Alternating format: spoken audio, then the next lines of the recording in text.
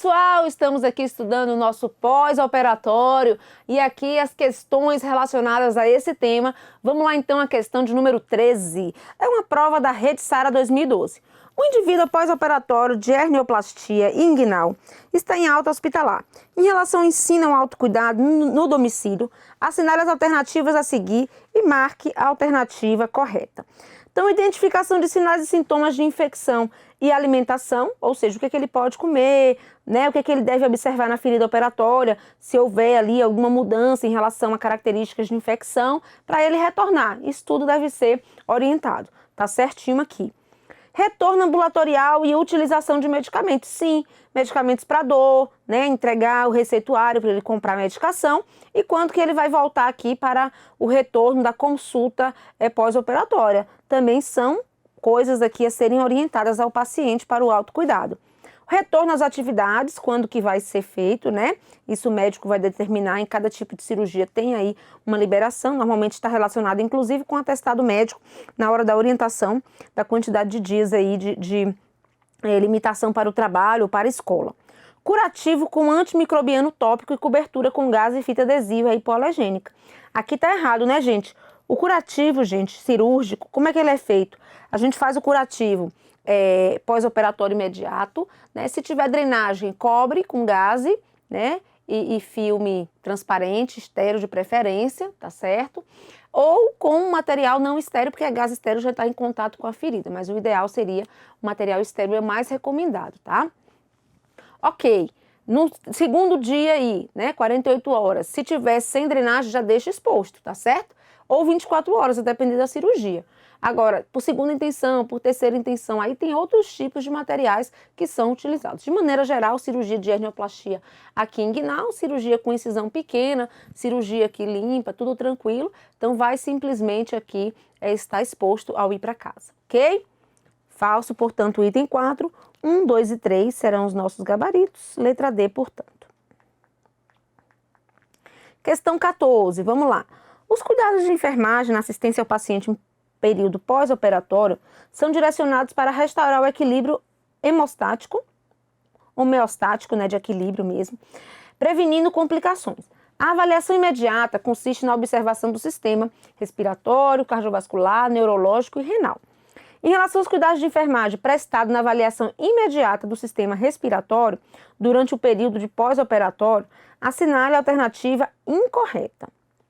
Vamos lá então na letra A. O paciente será cuidadosamente observado quanto à permeabilidade das vias aéreas e a ventilação pulmonar em frequência, amplitude e ruídos. Faz parte, gente, da nossa avaliação pós-operatória?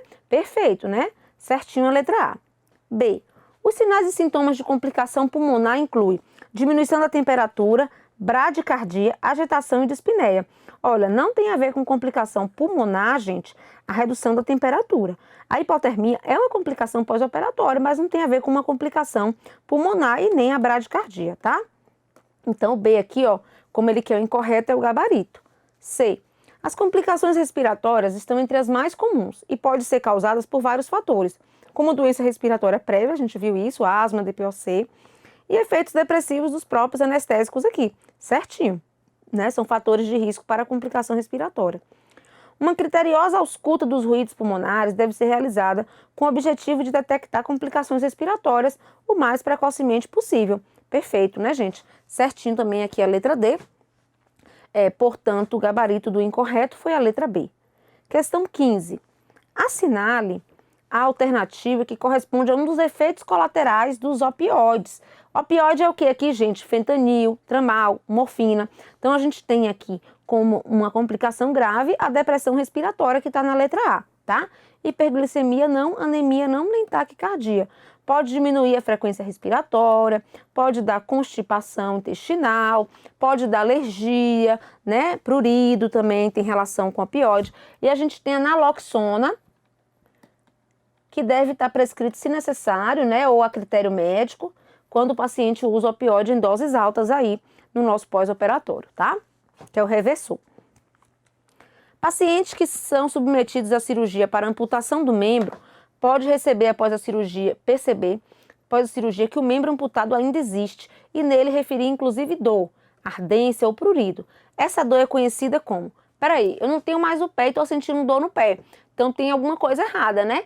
Qual é a situação aqui, gente? A gente está com a dor neuropática, que é uma dor percebida no sistema nervoso central, né? E o pé não existe, então não tem dor no pé, mas aí a pessoa ainda está sentindo aquela dor no pé, ainda sente que o membro está ali, né? Então a gente chama de dor neuropática, a gente usa normalmente antidepressivo, né? Para esse tipo de dor, que é a amitriptilina, tá certo? Ou também anticonvulsivantes podem ser usados com esse objetivo, como a gabapentina, carbamazepina, são aí também utilizadas com esse objetivo para tratamento de dor neuropática, tá certo? A gente chama eles de coanalgésicos.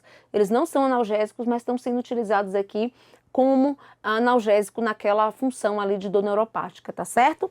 Então, dor neuropática aqui é o nosso gabarito. Questão 17. Em relação aos cuidados de enfermagem prestados na avaliação imediata do sistema cardiovascular durante o período de pós-operatório, marque a alternativa correta. A hipertensão é uma ocorrência incomum no pós-operatório imediato. Gente, tanto o paciente pode evoluir com hipotensão, é mais comum sim, mas também pode ter a hipertensão, tá? Ele não chega a ser mais comum do que a hipotensão, mas pode acontecer. Então não entraria aqui como incomum. Seria uma questão que eu particularmente até deixaria de sobreaviso, mas a questão aqui não foi considerada correta, mas aqui poderia ser, né, caso ou não tivesse uma mais correta, tá?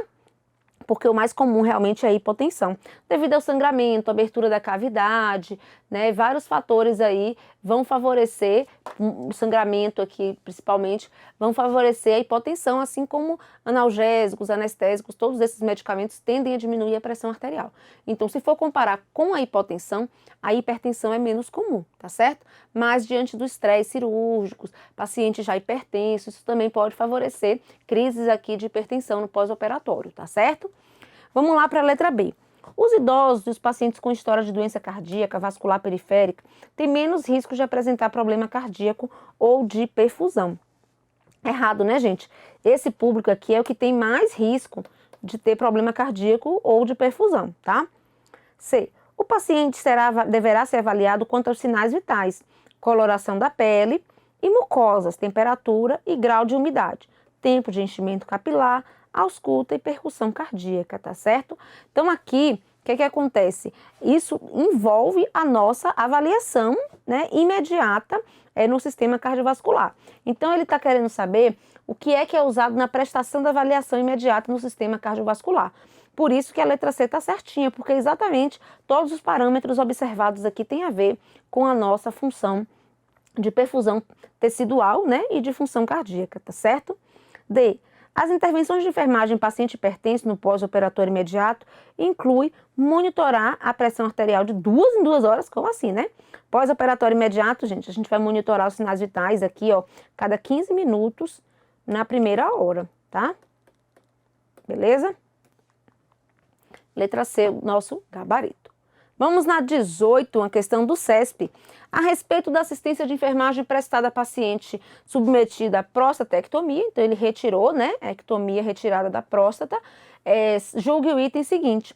No pós-operatório, deve-se observar o fluxo de urina pela sonda vesical de Demore instalada, sendo proibida a irrigação dessa sonda por motivos de prevenção de infecção urinária.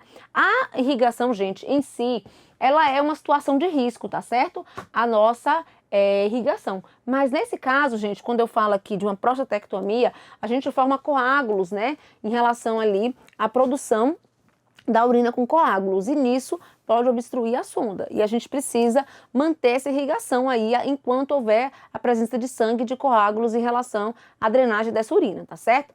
Tanto a ampliação vesical quanto a prostatectomia são cirurgias que demandam a passagem da sonda de 3 vias, que é a cirurgia, que é a sonda de Owen, tá bom? Uma via para o balão, uma via para drenar a urina e a outra via para instalar a nossa irrigação, tá certo? Então, na verdade, é uma indicação e não contraindicação, errado, portanto.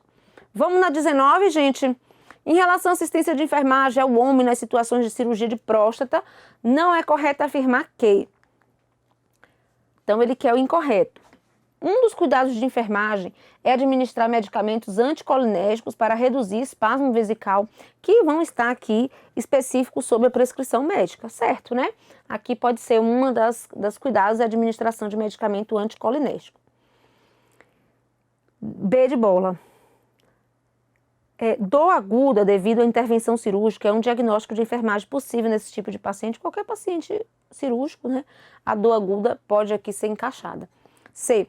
Um cuidado pré-operatório e oferta de orientações sobre a drenagem com catéter, irrigação e monitorização da hematúria, que é a presença de sangue na urina. Também está dentro aqui dos cuidados da prostatectomia, tá? É uma cirurgia comum de cair nas provas de concurso, tá certo? D. No pós-operatório, a observância do grau de hematúria deve ser rigorosa, pois a coloração vermelha escura pode indicar complicação relacionada ao posicionamento do catéter. Tá certinho também, né? Aqui é a nossa questão. E a letra E. A promoção da deambulação precoce está indicada na maioria das cirurgias, exceto na de próstata. Na face da área anatômica operada, nada a ver, né, gente? É uma indicação aqui também a deambulação precoce na cirurgia de próstata, tá? Mesmo com a sondinha, né, levando aqui na mão, a gente vai sim fazer a deambulação precoce nesse tipo de cirurgia, tá? Então, questão 19, a gente está aqui com gabarito letra E. Vamos na questão de número 20. Em pacientes em pós-operatório de cirurgia abdominal, a ocorrência de choque hipovolêmico pode estar relacionado com... Gente, falou em choque hipovolêmico, a gente pensa em sangramentos, em hemorragia, né? Então, efeito dos medicamentos anestésicos? Não. Embolia pulmonar? Não. Se fosse embolia pulmonar, um choque obstrutivo, tá, gente? Trombose venosa profunda? Não. Ilho paralítico? Não. Hemorragia aqui é o nosso gabarito, porque é ele que leva ao choque hipovolêmico, tá? E abdominal pode até ser uma hemorragia interna, a gente sem perceber. 21. Os cuidados de enfermagem em pacientes que estão nas unidades de recuperação pós-anestésica inclui avaliar os efeitos da anestesia, sim, o quadro de orientação, sim, sinais vitais e se há evidências de hemorragia ou outras complicações, certinho, né? Tá dentro do nosso cuidado aí pós-operatório imediato, a observação de todos esses critérios, tá? Vamos na 22, questão 22 aqui pra gente. No que se refere à assistência de enfermagem ao paciente na sala de recuperação, é correto afirmar que o período de recuperação pós-anestésica não é crítico? Errado, é crítico sim. Não há necessidade de vigilância contínua da equipe de enfermagem? Há necessidade. C. A maior incidência de complicações anestésicas ou pós-operatória imediata acontece após o período de permanência aqui na recuperação pós-anestésica. Gente, a maior incidência de complicações está na sala de recuperação, tá certo? Então, por isso aqui tá errado a letra C. D. A permanência na sala de recuperação é uma medida para a prevenção, detecção e tratamento imediato das complicações, até que este possa retornar de forma segura à sua unidade de origem. Perfeito, né? Na unidade de internação, gente, não fica médico o tempo inteiro, né? Então, o paciente não pode ir muito crítico para lá, sem ter passado seu efeito de anestesia, sem ter feito aqui a certeza e a segurança de que esse paciente está bem, né? Então, ele vai, sim, ser encaminhado apenas após aqui estar com Aldrich Krolik acima de 8, a gente viu isso. Ele pode ir direto para a UTI, sim, porque na UTI tem médico também ali o tempo inteiro, tá certo? Então, depende do quadro do paciente para a gente determinar o encaminhamento dele para a unidade. Quando fala de internação, aí não tem médico o tempo todo, a gente não pode mandar o paciente sem estar estável, ok? Então, aqui a letra D é o gabarito. Vamos à letra E. A assistência de enfermagem deve estar voltada apenas para a recepção do paciente na recuperação pós-anestésica, sendo a permanência e avaliação da alta do paciente atribuições exclusivas médicas? Não, gente. O enfermeiro, a gente viu todas as atribuições aqui na sala de recuperação, assim como o técnico de enfermagem, eles vão ajudar na monitorização, fazer a escala de Aldrich Krolik, monitorar sinais vitais, monitorar a ferida, enfim, muita coisa aqui para ser feita e não simplesmente receber esse paciente, tá certo? Vamos lá então, pessoal, questão de número 23. O paciente submetido aos cuidados pós-operatórios, sempre que possível, deve ser incentivado a realizar atividade física. Acerca dessa afirmativa, marque a alternativa aqui correta. Ao se levantar pela primeira vez do leito, o paciente pode ficar tonto, devido à hipotensão ortostática. Pode, né? Principalmente se for uma cirurgia que ele ficou deitado por muitos dias, né? Isso é uma situação. Nesse caso, deve-se incentivá-lo a continuar de pé até quando suportar? Não. Nesse caso, a gente deita o paciente, né? E depois que deitou, né? Espera um pouquinho para depois tentar, mais tarde, né? Caminhar com ele, tá bom? B. Depois de acostumado com a posição ereta, o paciente deve ser estimulado a caminhar até se cansar, facilitando assim a retomada do condicionamento físico. Não, né, gente?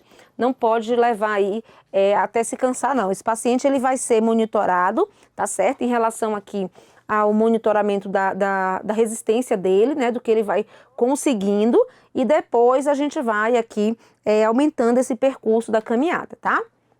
D. Quando o paciente não puder deambular, os exercícios no leito são contraindicados devido à possibilidade de trombose venosa, ao contrário, né, gente? Quando ele não pode deambular, esses exercícios vão ser indicados, ok? Inclusive os exercícios aqui isotônicos, né? De contração isométrica, onde eu vou, por exemplo, contrair a batata da perna, né? O nosso gastrocnêmio ali, para diminuir a trombose. Fazer movimento de dorsiflexão também é um tipo de movimento ativo que a gente pode orientar o paciente a fazer, ele mesmo fazendo nele, tá certo? E movimentos, inclusive, com o braço. Lá no SARA, por exemplo, tinha os educadores físicos, né? Que faz essa orientação. O paciente está na cama, está de cirurgia, está com tração, mas ele pega os pezinhos ali e vai mobilizando o braço, vai aqui mexendo com a outra perna que não está na tração. São movimentos no leito que vai impedindo aí, diminuindo o risco de trombose, tá certo? Vamos lá então na letra D. Pacientes pós-cirúrgicos podem apresentar hipertensão arterial postural após a permanência prolongada na mesma posição. Quando eu falo, gente, de hipertensão postural, tá errado, né? O que a gente tem aqui é uma hipotensão postural, uma queda da pressão, tá? Errado, portanto. Letra E. A deambulação reduz a distensão abdominal, perfeito, né? Por isso que a gente precisa deambular precoce, melhora a respiração, reduz a distensão abdominal pós-operatória ao aumentar o tônus das vias gastrointestinais da parede abdominal e ao estimular a peristalse, que é o movimento aqui gastrointestinal, perfeito, né? Aqui tá certinho a nossa questão, letra E. Vamos lá então, questão de número 24. A atelectasia é uma das complicações do pós-operatório imediato na sala de recuperação pós-anestésica. A gente viu isso, né? Falamos bastante da atelectasia, que é aqui o alvéolo normal, o alvéolo com atelectasia, ele tá murchinho, colabou, né? Então, essa complicação apresentada pelo paciente pode ser identificada quando é feita a observação contínua da enfermagem em relação à função respiratória, porque a atelectasia tem a ver com a função pulmonar, com a função respiratória, ok? Questão tranquila aqui pra gente, né? Só para saber basicamente o que é a atelectasia. Vamos na 25, questão aí relacionado ao pós-operatório. A recuperação anestésica é o local destinado a receber o paciente no pós-operatório imediato, até que se recupere a consciência e tenha seus sinais vitais estáveis. Assinale as alternativas a seguir. Item 1. A assistência prestada ao paciente na recuperação anestésica requer cuidado constante, necessitando de monitorização e controle rigoroso da sua evolução. Perfeito, a gente já viu que é uma área crítica aí de risco, né? 2. A assistência prestada na recuperação é de cuidado crítico e necessita de uma equipe de enfermagem sempre alerta para atuar de maneira rápida e eficiente diante das complicações. Perfeito. As complicações na recuperação anestésica são raras. As mais comuns são choque cardiogênico, choque séptico, hipóxia grave e nada a ver. Primeiro que não é rara e segundo que essas não são as mais comuns, né? A gente vai ter dor, a gente vai ter náusea, vômito. Se tiver de ter sangramento vai ser o choque hipovolêmico, não nada a ver aqui com choque séptico e cardiogênico, falso, item 3. Ou seja, 1 e 2 está verdadeiro, letra A, portanto, nosso gabarito, né? Vamos na questão de número 26. Considerando as intervenções de enfermagem relacionadas ao sistema respiratório no período pós-operatório imediato, assinale as alternativas abaixo de valores verdadeiro ou falso, tá? Manter a cabeceira elevada a 60 graus. Gente, quando eu falo de elevar a cabeceira, quanto mais eu conseguir elevar, melhor para a respiração, né? Mas muitas cirurgias têm limitação de elevação de cabeceira, tá? Então, normalmente a gente coloca aqui que 30 a 45 graus já é o suficiente, tá bom? Então, tá falso o item 1. Vamos agora ao item 2. Estimular o paciente sonolento a respirar profundamente. Então, o paciente sonolento, ele deve sim ser estimulado a respirar profundamente para melhorar aqui a saturação de oxigênio. Tá verdadeiro esse item. 3. Não aspirar a via aérea superior devido à instabilidade do padrão respiratório. Gente, teve obstrução, tem necessidade de aspirar. Tá falso aqui, tá bom? Então, por enquanto, apenas o 2 está verdadeiro, tá? Estando o 1 e o 3 falso. Até já acho o gabarito, né? Investigar sinais de desconforto respiratório e de obstrução de via aérea, como retração intercostal, batimento de asa nasal, cianose, sudorese e agitação. Então, desconforto respiratório, obstrução de via aérea, retração intercostal sim, batimento de asa de nariz sim, cianose sim, sudorese e agitação. Tudo certinho. Gabarito letra C aqui confirmado com a gente. Aqui, gente, nós vamos ter algumas orientações no pós-operatório do paciente com diabetes, tá certo? Aqui é daquela diretriz que a gente falou do pré-operatório, né? De 2017 da Sociedade Brasileira de Cardiologia, tá bom? Terceira diretriz da assistência aqui do cuidado cardiovascular e, de uma maneira geral, do pós-operatório e do pré, tá?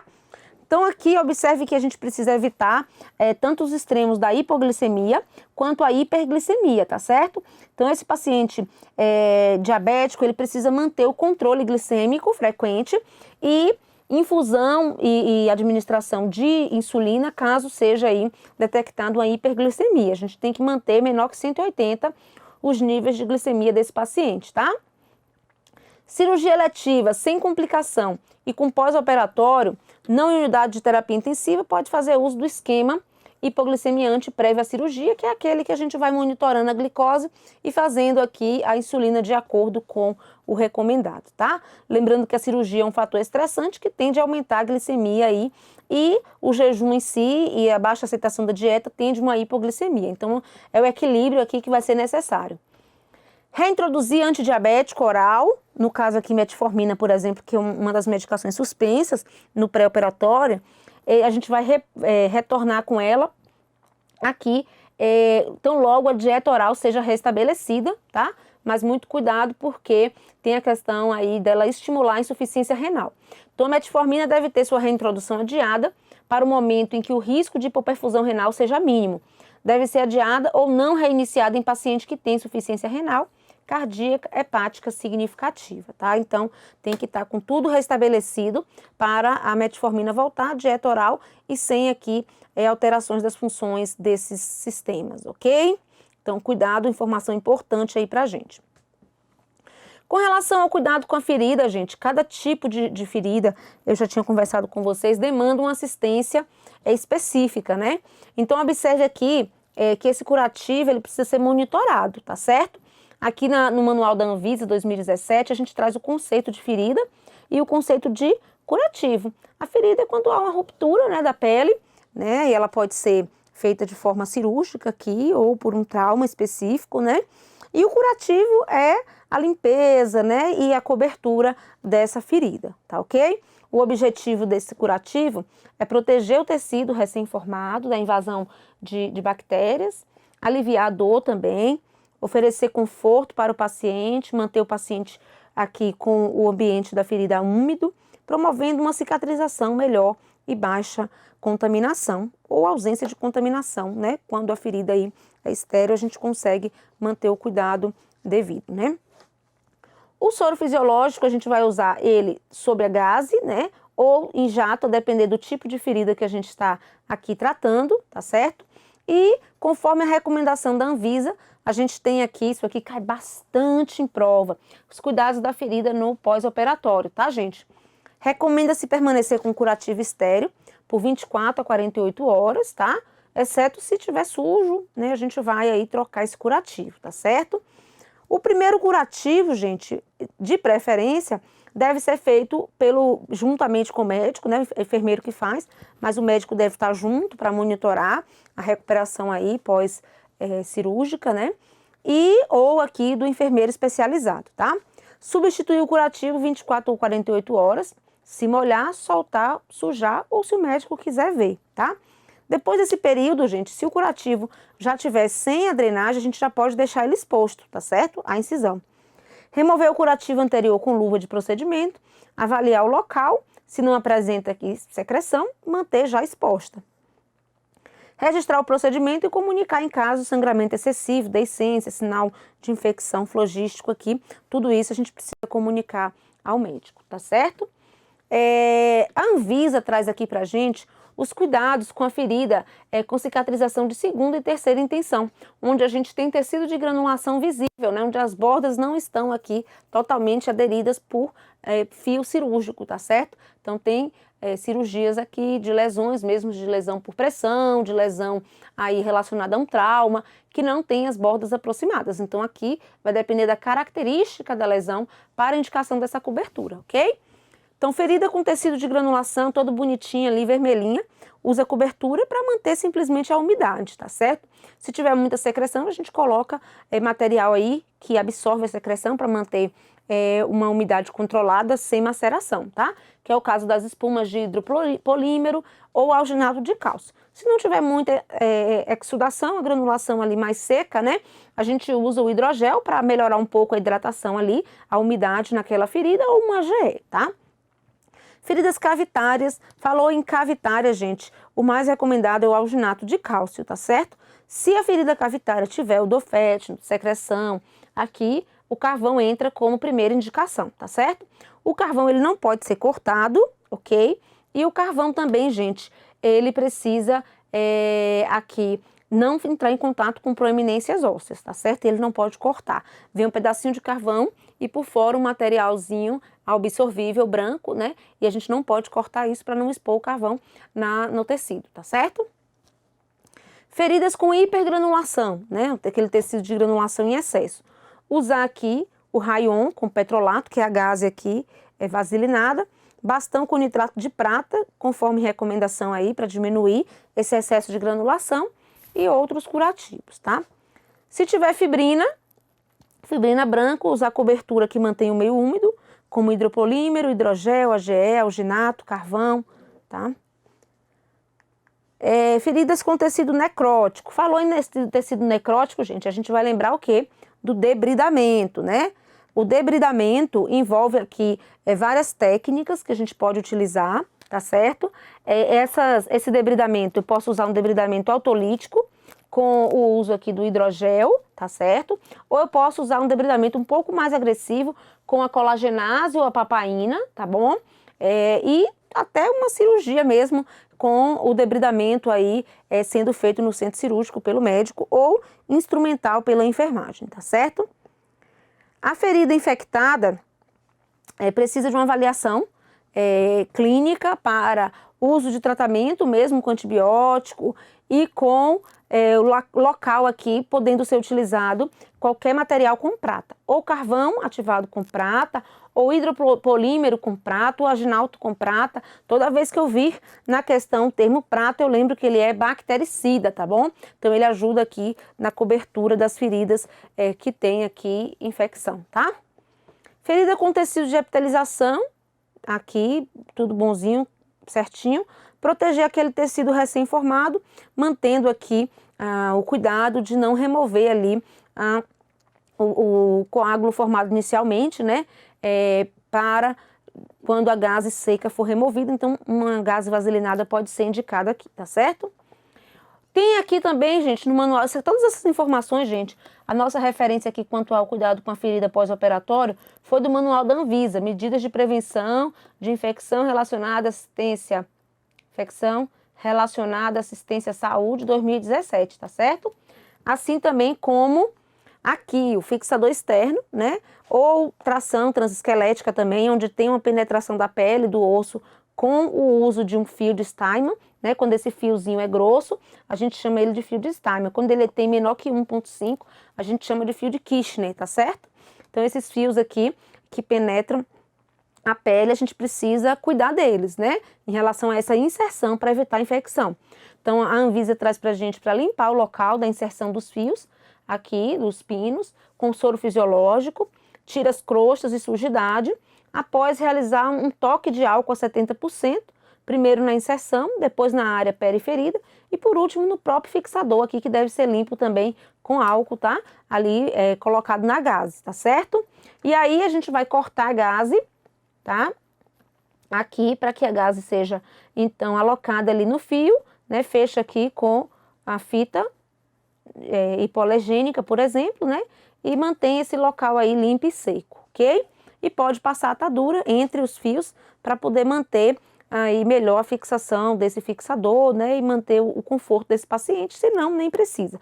Basta a ferida mesmo aí no próprio fiozinho, no próprio fio de inserção, tá bom? Vamos falar um pouquinho de tração e gesso, tá, gente? Que envolve também alguns dispositivos em cirurgias ortopédicas aqui. Então, observe aqui comigo que eu tenho a tração transesquelética. A tração transesquelética, né, da região aqui da tíbia, está sendo aqui transfixada, né, com um estribozinho da tração. Aqui a gente tem um sistema, né, de roldanas que vai, então, conectar um peso, né, a essa tração para manter, por exemplo, aqui, né, a tração suficiente para uma fratura de fêmur aqui ser alinhada, tá certo? Então, essa tração ela é necessária para alinhamento de fratura e consolidação dessas fraturas, ok? Esse paciente aqui, por exemplo, é preciso lembrar que essas roldanas, ela não pode estar conectada com lençol, que possa atrapalhar, né, a tração, e esse peso também ele deve estar suspenso, não pode estar no chão, para evitar aqui também, né, a inefetividade dessa tração, tá certo? Eu posso tracionar essa perna, gente, com a transesquelética, que é o que está aqui. Eu posso usar um peso maior para ela, né, para esse tipo de tração, ou eu posso usar uma tração cutânea, que é o caso aqui. Então, a gente passa uma atadura por baixo da pele do paciente, bota uma espuma de um lado, espuma do outro, passa a atadura de novo, e aí conecta aqui, né, esse sistema aqui da tração, com uma roldana aqui no pé do paciente, outra rodando aqui, cai o peso, o chão tá aqui, o peso longe do chão, tá certo? À medida que essa atadura cede aqui e desce, né, a gente não pode ter pressão maleolar nessa tração cutânea, a gente vai trocar o sistema aqui para manter esse paciente com uma tração satisfatória sem garrotear o membro, né? Os mesmos cuidados que eu tenho com gesso, eu também tenho que ter com a extremidade da tração, porque eu posso aqui enfaixar com muita força e gerar aqui uma parestesia, uma dor, uma alteração de perfusão, podendo levar a síndrome de compartimento. Então, é um dos cuidados que eu tenho que ter também com esse paciente em uso de tração, é os mesmos cuidados em relação à observação de perfusão e inervação dessa extremidade, tá? Eu nunca vou enfaixar a ponta dos dedos na tração, tá, gente? A gente tem que deixar livre para perceber aqui essa observação, tá? Observe que a tração transesquelética aqui, ó, essa imagem aqui relata, né, por dentro a tração transesquelética, ela transfixa aqui o osso da tíbia, tá? Para tracionar a perna e alinhar a nossa fratura de fêmur que está aqui, ó, representada. Vamos lá na questão de número 27. A assistência de enfermagem a um cliente com traumatismo musculoesquelético sob tração deve contemplar o cuidado de... Vamos lá, questão bem interessante para a nossa revisão de cuidado com a tração, tá? Manter a tração contínua para que esta seja eficaz na redução e na imobilização da fratura. Perfeito, né, gente? Para ela ser contínua, primeiro, o peso não pode cair no chão e eu não posso estar com minhas roldanas aqui do sistema de tração enrolado em lençol e nada que prejudique a tração necessária, tá? B. Ajustar os pesos da tração e repousá-los sobre o leito ou ao solo a cada 30 minutos. Aí eu tiro toda a tração, né, se eu fizer isso aqui. Manter a tração intermitente para a eficácia da mobilização da fratura, não. A tração tem que ser mantida contínua para manter a eficácia da tração, né? D. Posicionar o cliente na lateral do leito em litotomia, nada a ver. Litotomia, posição ginecológica, nada a ver, né? A tração a gente vai manter o paciente em decúbito dorsal, podendo sim ser lateralizado, né? Para evitar lesão por pressão, né? O paciente não pode ficar só em uma posição, tá certo? Ultrapassar a tolerância da pele no caso de tração cutânea a fim de aumentar a eficácia do tratamento, não tem como, né? A gente vai ter aí uma tração cutânea, ela sendo utilizada com a média aí de 2 quilos, né? Não mais do que isso, porque acaba que desce toda hora aquele sistema ali de espuma e de atadura, e toda hora tem que renovar, porque chegou no maléolo, pode lesionar ali com uma lesão por pressão, tá?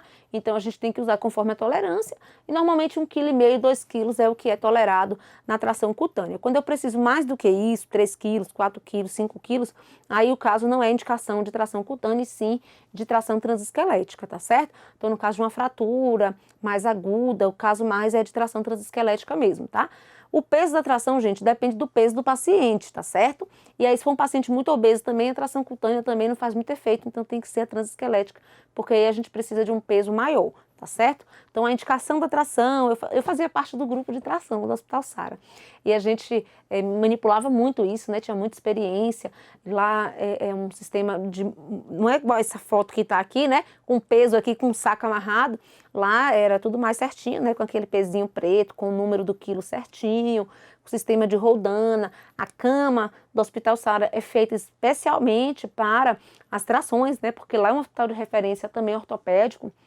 Então, a gente faz aqui o uso das dobradiçazinhas direitinho para montar a tração de Russell, né, que é em forma de um Lzinho assim, bem diferenciada, né, ou a tração normal de leg perts para criança, né, que tem problema de irrigação de cabeça de fêmur. Então, a gente mantém lá na tração para aliviar a dor, para aliviar aqui a contração, que não é o caso cirúrgico aqui, né, e tem as trações usadas no pós-operatório de várias cirurgias, né, relacionando aí um dos cuidados pós-operatório, que é o caso da fratura de fêmur, que é o caso de problemas aqui relacionado à cirurgia de Gildstone, quando eu faço a ressecção do quadril totalmente, tá certo? Por conta aí de vários processos infecciosos, enfim, que demande a ressecção mesmo do quadril, a gente chama cirurgia de Gildstone. Então, esse paciente também fica com atração para manter uma fibrose nesse tecido aqui, até poder usar o aparelho de abdução, né, para deambulação. Enfim, tem várias indicações aí de tração no pós-operatório e no pré-operatório de preparo para uma cirurgia ortopédica. A gente também usa tração para fazer o relaxamento muscular, tá certo? E melhorar a dor. Então, beleza, questão 27, letra A, a tração tem que ser mantida contínua, né? Nada pode atrapalhar o circuito ali. Questão 28, em relação a cuidado desse paciente agora com gesso. São cuidados de enfermagem a paciente com aparelho gessado. Orientar o autocuidado, avaliar a extremidade quanto à perfusão tecidual, realizar a movimentação ativa, instalar imediatamente, em caso de pele fria, ao toque, um sistema de tração. Pera aí, gente. Estou com um paciente com baixa perfusão, eu vou ainda instalar tração no paciente de gesso, nada a ver aqui, né? Questão completamente errada, nada com nada aqui. Se o paciente tem alteração de perfusão tecidual, tá com gesso, é sinal de que pode estar havendo ali uma síndrome de compartimento e eu preciso abrir esse gesso, ok? Nada a ver com botar tração aqui para piorar ainda mais a compressão, tá? Por falar em gesso, vamos ver aqui os tipos de gesso. Tem a ver com a localização que eu estou imobilizando, tá certo? E onde ele começa e onde ele termina. Então, a gente percebe que sempre a extremidade vai ficar liberada para avaliar a perfusão e também aqui a parte da cor da pele, da temperatura, que é sinal de perfusão, né? Então, eu tenho o gesso suropodálico, da região sural aqui, né? Para o pé podálico, ígno, região inguinal aqui, maleolar vai até o maléolo, pode ser ígno podálico, se fosse aqui até a pontinha do dedinho, né, do pé, a gente chamaria de ígno podálico, ou ígno maleolar vai até o maléolo aqui, tá certo? Imobiliza o joelho no caso. Pélvico podálico. Pélvico podálico, eu posso pegar aqui a região do quadril e a região aqui do pé, tá certo? Pélvico podálico. Observe que aqui, gente, paciente com luxação de quadril, né, criança, a gente faz esse uso desse gesso, tá? Eu posso ter hemipélvico podálico, tá certo? Que é só um lado do quadril que é aqui fixado e aqui chamaria de hemipélvico podálico. Como pegou os dois lados, a gente vai dizer que é pélvico podálico, tá certo?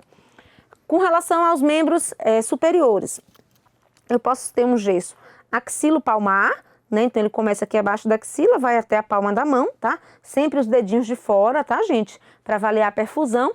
E aqui, antebráquio palmar. Vem aqui o antebraço e a região palmar. Se tá enfaixado aqui esse gesso, é porque, ou pode não ser gesso mesmo, pode ser tala, só a parte posterior e a outra parte aqui de atadura, ou então a gente abre uma janela para fazer um curativo e enfaixa aqui com a atadura para fixar essa janela depois do curativo, tá certo? Tala gessada, né? Então aqui, ó, a gente passa primeiro uma malha por baixo, tá vendo aqui a malhinha? Depois a gente vem com algodão ortopédico e depois a gente vai aqui com o gesso moldando essa tala e por fim passa a atadura para poder fechar a talinha, tá? Cuidados com o gesso, a gente já tinha visto lá, né? Na frente Esse slide aqui está repetido para contribuir na lembrança aí do que a gente falou, de atenção com a perfusão periférica, fender o bivalvar se tiver alteração de perfusão ou de inervação, né? Cuidado, gente, para as crianças não colocarem nada dentro do gesso para coçar. Às vezes coça, eles botam régua, lápis de cor, né? Às vezes a criança vai tirar o gesso lá quando vê, tá cheio de objeto dentro aí, então os pais devem ser orientados para monitorar isso, tá? Algumas órteses são utilizadas nas cirurgias, tá certo? Para imobilização pós-operatória. É o caso do colar cervical para cirurgia de coluna cervical, tá certo? Aqui, por exemplo, laminectomia, relacionando aí a ressecção de lâmina, né, que é uma das partes aí das vértebras, para melhorar a dor, por causa de hérnia de disco, por exemplo, né? Artrodese de coluna também demanda aí o uso de órteses, que pode ser na região cervical colar, ou aqui o colete, tá certo? O colete pode ser usado em escoliose, cirurgia de artrodese de coluna, usa o colete, tá certo? Tem vários tipos de colete que vão ser feitos de acordo aí com o corpo do paciente, né, para se ajustar às deformidades, principalmente paciente com escoliose, né, que tem muita deformidade, muito comum em criança, no estirão do crescimento. E a cinta, gente, é mais um conforto, né, ela não é um fator de imobilização em si, a imobilização é mais o colete, mas algumas cirurgias de menor risco aqui, a gente pode usar a cinta só mais para controle da dor e mais conforto ao paciente, tá? A gente falou muito do uso de gesso, de tração, que tem aqui o risco de gerar síndrome de compartimento, não foi, gente? E essa síndrome de compartimento é justamente quando a pressão intramuscular, né, começa a gerar compressão venosa, arterial e de nervo, né, gente? E isso gera aqui um problema muito sério de necrose tecidual, porque fica sem circulação ali aquele local. Então, nesse caso, eu preciso fazer o quê, gente? Para não necrosar aquele tecido, eu tenho que fazer uma fasciotomia, que é a abertura dessa face, tirar o gesso, se tiver qualquer compressão aí, e ajustar esses detalhes, né? Então, observe que aqui a gente traz a síndrome de compartimento como aumento da pressão no espaço anatômico, que está restrito, ou pela fáscia mesmo, né? A parte aqui anatômica, ou por uma coisa externa, como a tração, quanto o gesso, tá certo? O que vai ter de sinais e sintomas? A parestesia, alteração da sensibilidade, né? Ou hipoestesia, edema local, que é o fator causal, inclusive, para gerar isso, enrijecimento dessa região. A causa é a pressão ali de fora, né? Para dentro, e dentro ali está gerando aquela pressão de dentro para fora, então gera ali deficiência de circulação e necrose tecidual, tá certo? É uma urgência ortopédica onde a gente tem que tomar providência, né? Ou de tirar o fator externo de compressão, que é o gesso, a tração, o curativo compressivo, ou até às vezes, quando o problema é mais interno mesmo, não só externo, aí levar para o centro cirúrgico para fazer uma fasciotomia, que é a abertura da fáscia, e melhorar a perfusão tecidual, tá? A causa pode ser um sangramento interno, que aumenta a pressão ali dentro, ou um edema local, tá certo? Que vai gerar lesões isquêmicas, tá? Ali naquele local, ou a hemorragia pode ser por lesão de vaso na própria cirurgia, ou fraturas mesmo secundárias ao fator causal aqui de trauma, tá? Aqui de forma organizadinha, os sinais e sintomas, começa com dor, esse é o primeiro sinal, tá? Paciente, claro, consciente. Depois a gente vem para uma parestesia, depois o membro fica tenso e firme, aí a situação mais grave é bloqueio total da irrigação, né? Perde aqui o pulso, aí a pele sem irrigação fica pálida e fria, e por último bloqueia a parte muscular com lesão aqui nervosa, tá? O que a gente faz? Avaliar e remover imobilização, enfaixamento, gesso, fende, bivalve, enfim. Reavalia de novo a perfusão e não faz acesso venoso nesse membro aqui que está sob pressão, tá? Tem algumas questões que envolvem o tópico aqui de síndrome de compartimento. Uma delas é da IADES, Secretaria de Saúde aqui do DF. Em relação aos sinais de síndrome compartimental, assinale a alternativa incorreta. Hiperemia, gente, tem hiperemia, parestesia, dor, ausência de pulso e paralisia. A hiperemia não, na verdade a cor da pele ali, gente, vai ficar pálida com alteração de perfusão. Então tem parestesia, tem dor, tem ausência de pulso e tem aqui a ausência da atividade motora por conta já de uma lesão nervosa instituída, né, numa situação de maior gravidade, tá? Outra questão da IADES que cobra síndrome de compartimento. Assinale a alternativa que corresponde ao tratamento da síndrome compartimental aguda. Transferência muscular, neurólise, fasciotomia. Opa, é aqui mesmo que eu quero, né? É a cirurgia recomendada para abertura da fáscia, que é a estrutura fibrosa que reveste o músculo para liberar ali, né, o tecido e dessa forma melhorar a necrose tecidual que está sendo formada ali, ok? 31. O sinal mais precoce para o diagnóstico clínico da síndrome compartimental é... Qual é o mais precoce? É o que acontece primeiro. O que é que tem aqui primeiro, gente? É dor, tá certo? Parestesia, paresia, ausência de pulso e ausência de perfusão são sinais de complicação. Primeira coisa é a compressão ali gerar dor, tá certo? Então, primeira coisa vem a dor. Questão 32. Um paciente em pós-operatório de artroplastia total de quadril, que é a cirurgia que troca, né, a articulação do quadril por dor, por artrose, necessita de cuidados especiais para a sua recuperação e para a prevenção de agravos.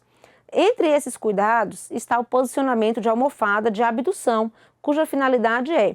Gente, o paciente tem a prótese do quadril, eu botei a foto aqui, daqui a pouco eu mostro, tem o componente do fêmur e tem o componente acetabular, tá? Se fechar a perna do paciente, essa prótese pode sair do lugar, pode ter uma luxação da prótese, tá certo? Que é sair do lugar. Então, por isso que a gente deve manter a perna do paciente um pouco mais aberta e para isso a gente mantém travesseiros aqui para evitar que essa perna se feche, tá certo? Então, aqui, ó, evitar a luxação é o cuidado que eu tenho que ter com o paciente em pós-operatório de prótese de quadril, tá? Olha aqui a prótese de quadril como é, gente, ó. Aqui a cabeça do fêmur normal, com acetábulo normal. Aqui o componente femoral, né, da nossa prótese de quadril e aqui o componente acetabular, tá certo? E aqui, então, se eu fechar essa perna demais, aqui eu tenho uma luxação do quadril da prótese, por isso que a gente não pode deixar o paciente fechar muito a perna, tá certo? O paciente que depois que faz a prótese de quadril, ele não pode cruzar a perna, tem que ter alguns cuidados específicos aí para evitar essa luxação, tá? Vamos lá na questão 33. Ao retornar do centro cirúrgico para fazer um pós-operatório de amputação de membro inferior esquerdo, paciente do sexo masculino de 34 anos apresentou retenção urinária. Durante o exame físico foi identificado um globo vesical palpável e realizado um cateterismo vesical de demora, com a sonda de Foley número 16. Considerando as recomendações da Anvisa, o local de fixação desse catéter nesse paciente deve ser... Opa, vamos ver primeiro se é homem ou mulher, né? Sexo masculino, então região abdominal, tá certo? Região abdominal baixa. Letra A, região hipogástrica, perfeito, né, gente? Coxa aqui, ó, sexo feminino, ok? Cuidado com isso, beleza? Questão 34. Ao admitir um paciente na recuperação anestésica, o técnico de enfermagem identifica que o paciente submetido a anestesia do tipo bloqueio já movimentava 2 membros. Com base no índice de Aldrich-Krolik para o parâmetro de atividade motora, o paciente deve ser avaliado com a seguinte pontuação. Se eu movimento os 4, eu tenho o top, que é 2, né? Se eu movimento nenhum, eu tenho o 0, que é ruim, que é nada. E aí, se eu movimento só 2, eu tenho o intermediário aqui, que é o mais ou menos, que é o item 1 aqui pra gente. Universidade Estadual do Rio de Janeiro, 2019, letra B, o gabarito. Beleza? Vamos lá, tá quase acabando, gente, só mais um pouquinho. Questão 35. A aferição da pressão arterial sistêmica em mulheres submetidas a mastectomia bilateral, tirou a mama dos 2 lados, com esvaziamento ganglionar, deve ser executada em membros inferiores. Perfeito, certinho, né?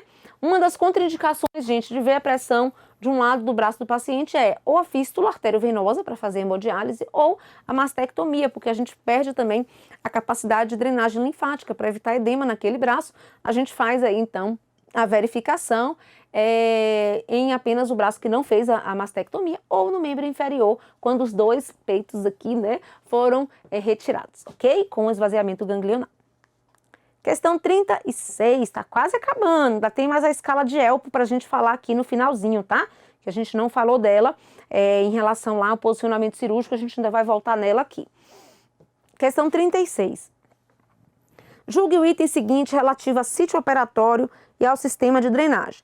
A mobilização ou retirada do dreno de Penrose, bastante utilizado para promover a drenagem de líquidos da cavidade, deve seguir a orientação do enfermeiro, devendo o curativo ser realizado concomitantemente com o da ferida operatória. 2 erros, né? Primeiro, a remoção do dreno, quem vai estar orientando é o médico, né? Ele vai dizer, hoje traciona 2, ou amanhã traciona 3 centímetros, e vai colocando o alfinetezinho, lembrando que o dreno de Penrose é capilar, né? E a gente vai removendo aos pouquinhos para mobilizar a secreção, e também ele é feito em um momento separado da ferida operatória aqui, tá?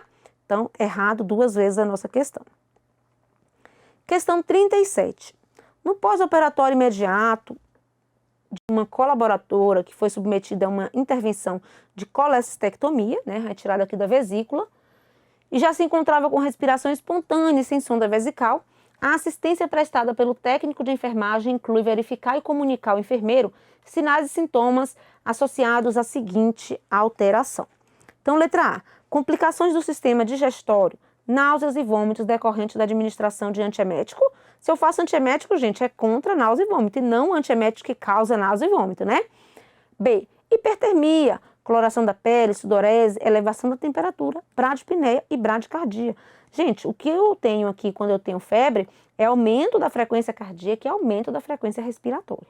C, retenção urinária. Dificuldade do paciente urinar, abaulamento em região suprapúbica e diurese profusa? Não tem diurese, a diurese está retida, né? D, complicação respiratória, acúmulo de secreção ocasionado pela maior expansibilidade pulmonar devido à dor, exacerbação da tosse e eliminação de secreção. Se eu tenho aqui, gente, complicação respiratória, eu não tenho uma boa expansibilidade, né? Ao contrário. E é hipotermia, que pode gerar aqui, ó, confusão, apatia, coordenação prejudicada, mudança na coloração da pele, fica pálida, né? E tremores, perfeito. Aqui é uma complicação pós-operatória relacionando aqui ao nosso paciente, beleza? É o nosso gabarito. Última questãozinha aqui pra gente. Para realizar um registro preciso do controle hídrico, com o objetivo de avaliar a função renal e circulatória, no período pós-operatório deve-se registrar o débito urinário do paciente, perfeito, né? Faz parte aqui registrar o que entra e o que sai, né? Desconsiderar secreções de ferida operatória, depende. Se for um volume muito pequeno, a gente desconsidera. Mas se tiver uma secreção grande, precisa considerar. Computar o volume da solução para preenchimento do selo d'água. Letra D, então, desconsiderar perdas insensíveis, como vômito em pequena quantidade. Primeiro a gente considera o vômito, né, gente, em relação aqui às perdas para o balanço hídrico, e as perdas insensíveis não é aqui o vômito em si. As perdas insensíveis têm a ver com perda pelo suor, né, como por exemplo, e vai ser calculado de acordo com a quantidade de horas, o peso do paciente, né, relacionado aqui com essa estimativa dessa perda insensível, tá certo? Então, eu preciso registrar o débito urinário como um índice aqui muito importante de avaliação da função renal e a título de controle hídrico, ok? Então, letra A aqui é o nosso gabarito, tá? Questão 30 e última aqui, 39, do nosso bloco mais estendido.